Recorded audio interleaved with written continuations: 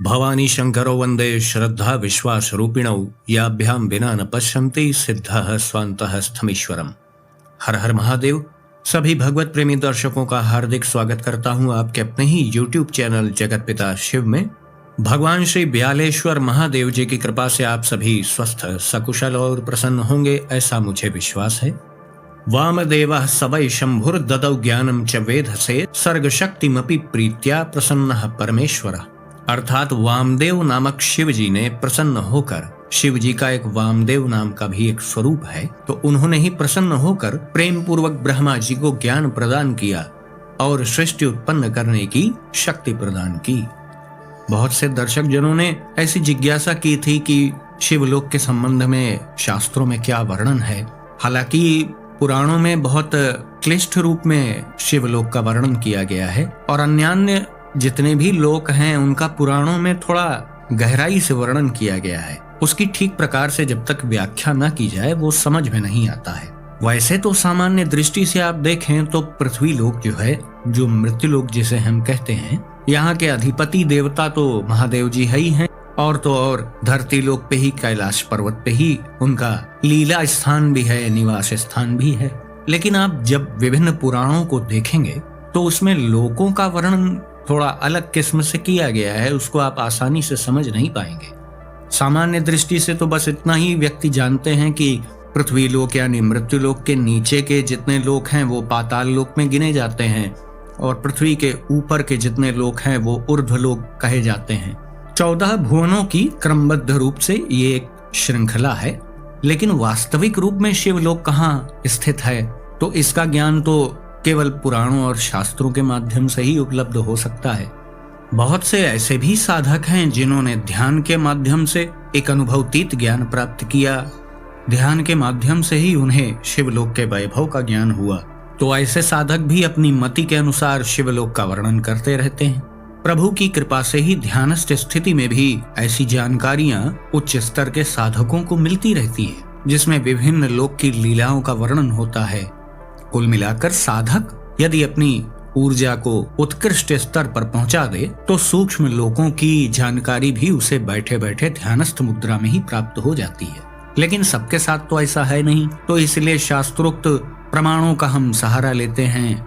धार्मिक ग्रंथों आदि में जो जानकारियां उपलब्ध हैं हम उसी के आधार पर चर्चा करते हैं। शिव महापुराण के अनुसार तो ऐसा कहा गया है कि यदि साधक भली प्रकार से शिव जी का ध्यान करने लगे तो भगवान शिव से जुड़ी हुई जो भी जानकारियां हैं वो धीरे धीरे उसके अवचेतन मन में आने लग जाती हैं। कभी कभी तो स्वप्न में ही आप देखिए विचित्र लोकों का हम दर्शन करते हैं ना। जो लोग भगवान शिव के नाम का पूरी श्रद्धा से जाप करते हों या उनके पंचाक्षर मंत्र का जाप करते हों या उनसे संबंधित किसी भी मंत्र का जाप करते हों पूरी श्रद्धा से, मैं सांसारिक लोगों की बात नहीं कर रहा हूँ जो बस दिखाने के लिए थोड़ा सा माला घुमा लिए फिर जाके वही भोग विलास में फिर डुबकी लगाने लगते हैं, मैं उन लोगों की बात नहीं कर रहा हूँ। जो लोग अपने जीवन का लक्ष्य पहचान चुके हैं, जिन्हें ये पता चल चुका है कि मनुष्य योनि क्यों पाई जाती है, क्यों मिलती है, अगर वो लोग वास्तविक रूप में शिव जी का ध्यान करने लग जाएंगे ढंग से जैसा बताया जाता है तो कुछ अधिक प्रयास करना नहीं पड़ेगा। ये सब आप बिल्कुल ना सोचें कि कोई बहुत कठिन कार्य है, ये ऐसा कुछ भी नहीं है। इसीलिए बड़े बड़े महापुरुष ये बार बार कहते हैं कि भगवत प्राप्ति बिल्कुल कठिन नहीं है। भाई आप अपने घर का रास्ता भूल गए हैं तो अपने घर जाने के लिए क्या चाहिए, बस एक योग्यता चाहिए कि आपको अपने घर का रास्ता याद आ जाए। बस अपने ही घर जाने पे कोई टैक्स थोड़ी देना होता है। आप जहाँ से आए हैं उस मार्ग को आप भूल चुके हैं विस्मृति के कारण। यदि आपको स्मृति लौट आए तो आप अपने घर आराम से लौट सकते हैं। उसमें कौन सी योग्यता की बात है, बस उसमें बाधक कौन है। जो वर्तमान का परिवेश है, ये रूप रस गंध की हमारी जो आकांक्षा है, भोग विलास की जो अतृप्त चेष्टाएं हमारे भीतर घुसी हुई हैं, वही सब हमें विस्मृत किए हुए हैं। वरना बहुत सीधा सा सिद्धांत है कि आप मनुष्य शरीर में आए हैं, आपको इतनी योग्यता दी गई है, तो अगर थोड़ा सा भी किसी के पास बुद्धि हो तो अच्छे से वो समझ जाए कि ये योग्यता क्या पशुओं के जैसे भोग विलास में लिप्त रहने के लिए दी गई है क्या। वही उद्देश्य जो पशुओं का है वही मनुष्यों का भी है, तो फिर फर्क क्या रह गया। तो फिर बेवजह ही भगवान ने इतनी जटिल रचना मनुष्यों की इतने दुर्लभ गुण मनुष्यों में क्यों दिए गए। इसीलिए कि जाओ गृहस्थ धर्म में संतान पैदा करो, परिवार बढ़ाओ, वंश बढ़ाओ, खूब धन कमाओ, इसलिए थोड़ी मनुष्य जन्म मिला है। तो यदि हम अपनी विस्मृति को दूर कर पाएं तो बहुत अच्छे से देख पाएंगे कि हम कहां से आए हैं और हमें कहां जाना है। शिव जी का जो ध्यान व्यक्ति करता है तो उससे भी बहुत सा अलौकिक ज्ञान उसके मस्तिष्क में आता है। इसके संबंध में शिव महापुराण में कहा गया है, पंचाक्षरम पंचलक्षम जपेत शिव मनुस्मरन पद्मासनस्थम शिवदम गंगा चंद्र कलान्वितम। अर्थात पंचाक्षर मंत्र का 5 लक्ष यानी 5 लाख जाप करने के पश्चात कल्याणदाता भगवान शिव कमल के आसन पर विराजमान हैं, ऐसा ध्यान करना चाहिए। उनका मस्तक श्री गंगा जी तथा चंद्रमा की कला से सुशोभित है। वहां खड़े हुए बड़े बड़े गण भगवान शिव की शोभा बढ़ा रहे हैं। ये सब शिवलोक का ही वैभव का वर्णन हो रहा है। इसी का ध्यान करने के लिए शिव महापुराण आदेश कर रही है। तो यहाँ पर क्या बताया जा रहा है, शिव जी का कैसा स्वरूप है कि कल्याण दाता भगवान शिव जी कमल के आसन पर विराजमान हैं। उनका मस्तक श्री गंगा जी तथा चंद्रमा की कला से सुशोभित है। माता आदि शक्ति जी उनके वाम अंग में स्थित हैं। वहां खड़े हुए बड़े बड़े गण भगवान शिव की शोभा बढ़ा रहे हैं। महादेव जी अपने 4 हाथों में मृग मुद्रा, टंक तथा वर एवं अभय की मुद्राएं धारण किए हुए हैं। पृथिव्यादिकार्य भूतेभ्यो लोका वै निर्मितः क्रमात् पातालादि च सत्यांतम ब्रह्मलोकाश्चतुर्दश। अर्थात पृथ्वी के सहित पाताल से लेकर सत्यलोक तक ब्रह्मा जी के 14 लोक क्रमशः निर्मित हुए हैं। यानी पृथ्वी लोक और उसके नीचे के जितने भी लोक हैं और ऊपर के जितने लोक हैं वो ब्रह्मा जी की रचना है। जब ब्रह्मा जी का लय होता है तो उनसे संबंधित लोकों का भी लय उन्हीं के साथ हो जाता है। सत्यादूर्ध्वं क्षमांतम वै विष्णु लोकाश्चतुर्दश क्षमा लोके कार्य विष्णुर वैकुंठे वरपत्तने। अर्थात सत्यलोक से ऊपर, यानी आपको ये पता है ना कि पाताल लोक से लेकर के सत्यलोक तक तो ब्रह्मा जी का ही साम्राज्य है। तो फिर अगले श्लोक में ये बताया जा रहा है कि सत्यलोक से ऊपर क्षमा लोक है। सत्यलोक से ऊपर क्षमा लोक तक जो 14 भुवन हैं वे भगवान विष्णु के लोक हैं। यानी सत्यलोक से ऊपर वहां फिर एक 14 भुवन हैं, 14 लोक हैं जो क्रमशः भगवान विष्णु के लोक हैं। यानी पाताल से लेकर सत्यलोक तक ये पूरी रचना ब्रह्मा जी की है। फिर सत्यलोक से ऊपर भी एक 14 लोक है जो क्षमा लोक तक जाता है, जो कि विष्णु जी का लोक है। ऐसा शिव महापुराण का वर्णन है जो मैं आपको बता रहा हूं। कार्य लक्ष्मा महाभोगी रक्षाम कृत्वा धितिष्ठति तदूर्ध्वगाश्च शुच्यन्त्या लोकाष्टविंशति स्थिता। अर्थात उस क्षमा लोक वाले श्रेष्ठ वैकुंठ में महाभोगी कार्य विष्णु कार्य लक्ष्मी सहित सबकी रक्षा करते हुए विराजमान रहते हैं। शुचौ लोके तु कैलाशे रुद्रो वै भूत ह्यस्थितः षडुत्तराश्च पंचाशद हिंसान्तास्तदूर्ध्वगा। अर्थात क्षमा लोक से ऊपर 28 भुवन स्थित हैं। उन 28 भुवनों को शुचि लोक के अंतर्गत माना जाता है। शुचि लोक के अंतर्गत कैलाश में प्राणियों का संहार करने वाले रुद्रदेव विराजमान हैं। शुचि लोक के अंतर्गत भी एक कैलाश आता है, कैलाश धाम। वहां पर रुद्रदेव और उनकी शक्ति रुद्राणी का निवास है। वहां पे सेवा कार्य में भैरव भैरवियां भी रहती हैं और इस लोक से पुनरागमन भी बहुत अधिक होता है। ये सब रहस्य की बातें हैं।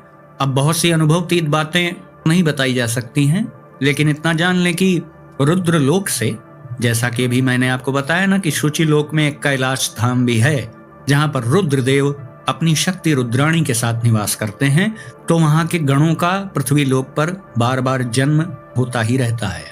भगवान रुद्रदेव शिव भक्तों के मार्गदर्शन के लिए अपने सेवकों को बारंबार धरती पर भेजते रहते हैं जन्म लेने के लिए। फिर वही आगे चल करके बड़े बड़े मार्गदर्शक बनते हैं, महापुरुष बनते हैं, संत ज्ञानी महात्मा आदि बनते हैं। अहिंसा लोकमास्थाय ज्ञान कैलाश के पुरे कार्येश्वर स्थिरो भावम सर्वान कृत्वाधितिष्ठति। अर्थात शुचिलोक से ऊपर।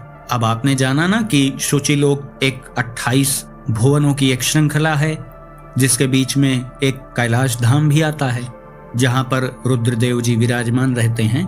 तो उसी शुचि लोक की जो 28 भुवनों की श्रृंखला है उसके पार क्या है, अहिंसा लोक पर्यंत 56 भुवनों की स्थिति है, यानी उस 28 लोक के ऊपर फिर 56 भुवन हैं, यानी 56 भुवन हैं जो कि अहिंसा लोक के अंतर्गत आते हैं।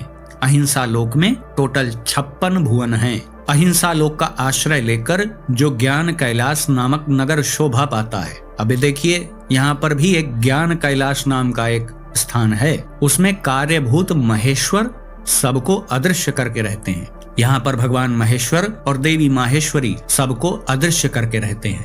यहाँ पर सबका दिव्यात्मक स्वरूप है।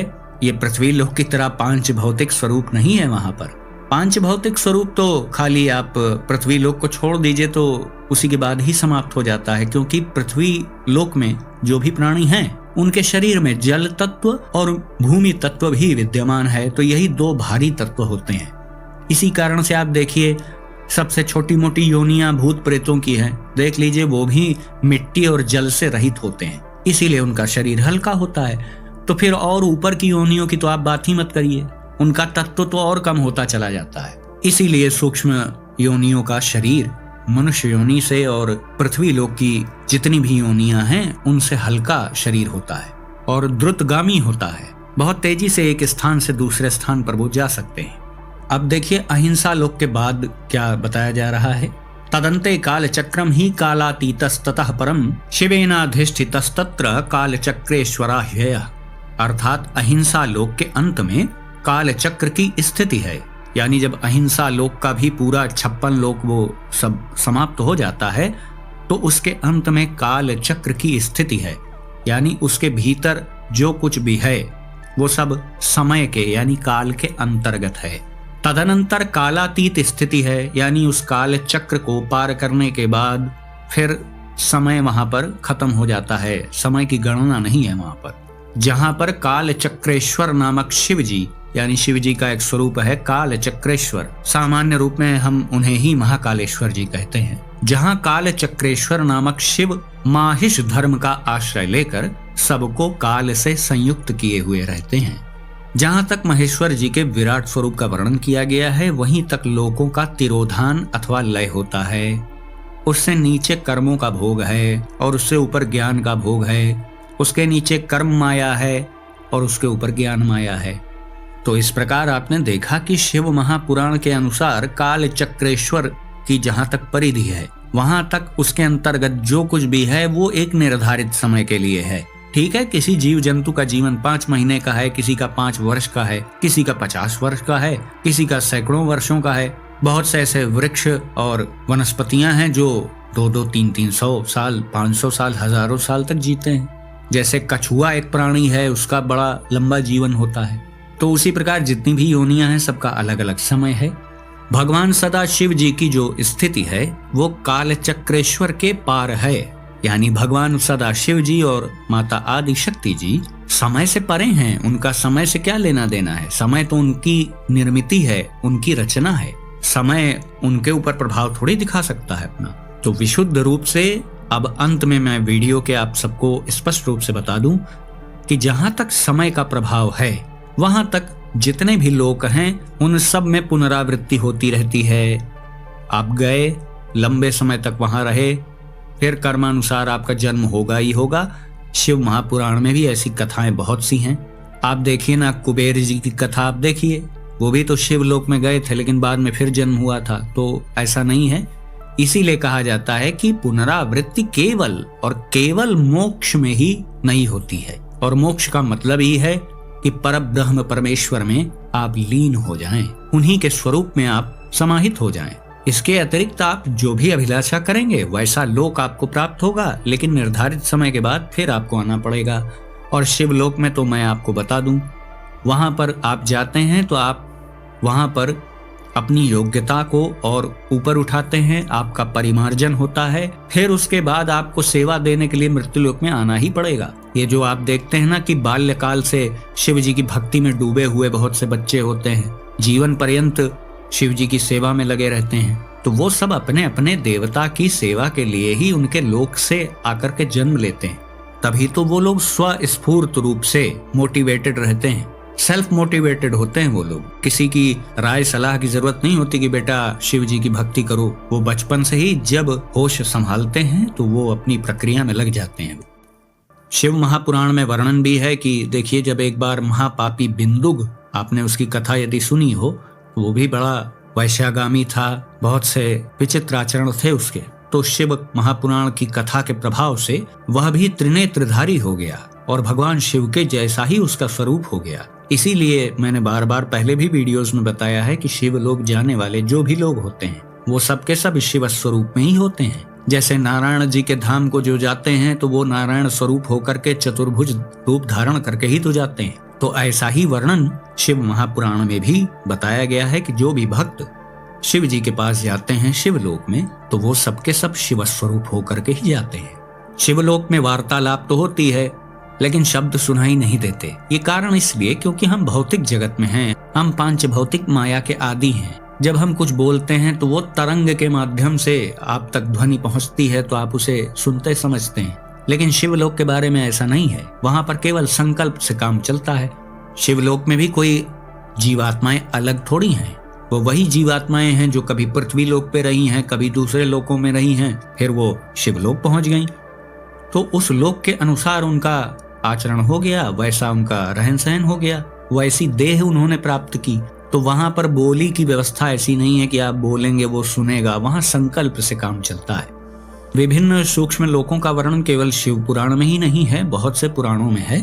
तो मैं सबकी जानकारियों को निचोड़ कर इकट्ठा करके आपको समझा रहा हूँ, क्योंकि बहुत से दर्शक ऐसा कहते हैं कि शिव महापुराण में जो शिवलोक का वर्णन है वो तो बिल्कुल समझ के परे है, वो समझ में ही नहीं आता है। वो समझ में इसलिए नहीं आता है क्योंकि आप उसकी स्थिति को नहीं समझ पा रहे हैं। जो वास्तविक शिवलोक है वो काल चक्रेश्वर की स्थिति से बाहर है, जहाँ पर जाने के बाद पुनरावृत्ति नहीं होती है। फिर आप स्वयं परब्रह्म स्वरूप ही हो जाते हैं। ब्रह्मविद ब्रह्मैव भवति, ब्रह्म को जानने वाला ब्रह्म ही हो जाता है। गोस्वामी जी ने सरल शब्दों में कहा ना कि सोई जाने जेहि देहु जनाई, जानत तुम्हें हो जाई। तो वीडियो के अंत में मैं बस इतना ही कहना चाहूंगा कि आप अपना उद्देश्य रखें कि आप शिवलोक को प्राप्त करें, बहुत अच्छी बात है। लेकिन एक श्रेष्ठ भक्त जो होता है वो तो इतनी भी आस नहीं रखता है। उसकी केवल और केवल एक आस होती है कि हे प्रभु, मुझे नरक मिल जाए लेकिन मैं आपकी स्मृति से बाहर कभी न जाऊं, मेरे हृदय में सदैव आपकी स्मृति बनी रहे, फिर हमें नरक भी स्वीकार है। बहुत से लोग बहुत प्रकार की आकांक्षाएं अपने इष्ट देव से करते रहते हैं। आप नहीं भी करेंगे तो भी महादेव जी को पता है कि आपकी क्या आवश्यकता है और आप किस चीज के योग्य हैं, वही चीज आपको प्राप्त होगी। इसलिए आप अपनी भक्ति पर, अपनी साधना पर ध्यान दें। और शिवलोक का जो वैभव है वो आपको ग्रंथों में कहीं भी नहीं मिलेगा। आप ढूंढ लीजिए, पूरी दुनिया में आपको कहीं नहीं मिलेगा, क्योंकि यह सब अनुभवतीत ज्ञान है। प्रभु जिस पर कृपा करते हैं उसे शिवलोक की झांकी दिखा देते हैं, फिर वो स्वतः ही उसके लिए दीवाना हो जाता है, फिर उस संबंध में वो प्रक्रियाएं करता है।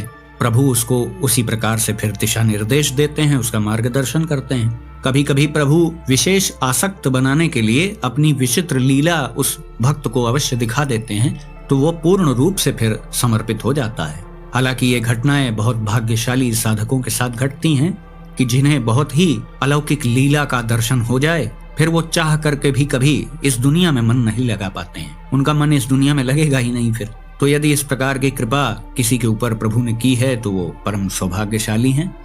तो मैं आज का वीडियो यहीं समाप्त करता हूँ। यदि वीडियो से संबंधित कोई प्रश्न हो तो आप कमेंट में अवश्य कर सकते हैं, मैं प्रयास करूंगा कि आपको उत्तर दे सकूं।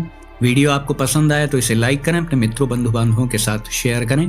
कृपया इस चैनल को भी सब्सक्राइब करें और बेल आइकन को भी अवश्य प्रेस कर दीजिएगा। तो भगवान श्री महाकालेश्वर जी से मैं ऐसी प्रार्थना करता हूँ कि वो आप सभी को सदा सुखी, स्वस्थ और ऊर्जावान बनाए रखें। मिलते हैं अगले वीडियो में एक नई और उपयोगी जानकारी के साथ। तब तक के लिए आप सभी भगवत प्रेमी भक्तों को हर हर महादेव।